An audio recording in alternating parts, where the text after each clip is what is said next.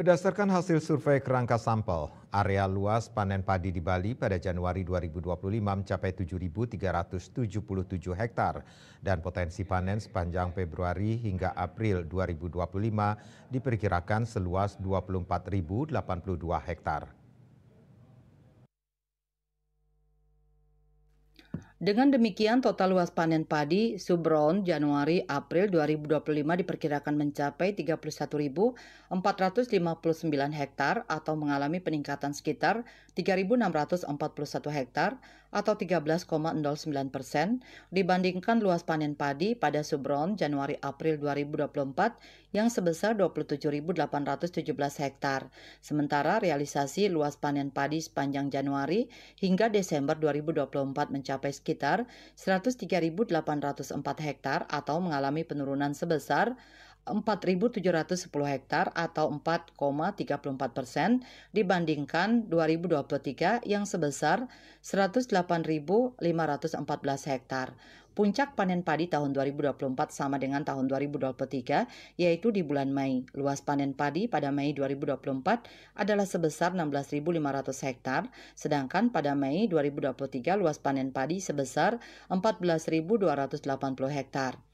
PLT Kepala BPS Provinsi Bali Kade Agus Wirawan di Denpasar menerangkan KSA ini memanfaatkan teknologi citra satelit yang berasal dari LAPAN dan digunakan BIG untuk mendelainasi peta lahan baku sawah yang divalidasi dan ditetapkan oleh Kementerian ATR BPN untuk mengestimasi luas panen padi.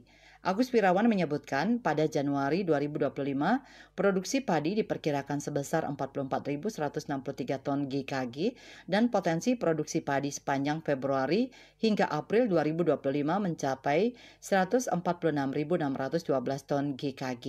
Dengan demikian, total potensi produksi padi pada Subron Januari-April 2025 diperkirakan mencapai 190.776 ton GKG atau mengalami peningkatan sekitar 17.672 ton GKG atau 10,21% dibandingkan 2024 yang sebesar 173.104 ton GKG.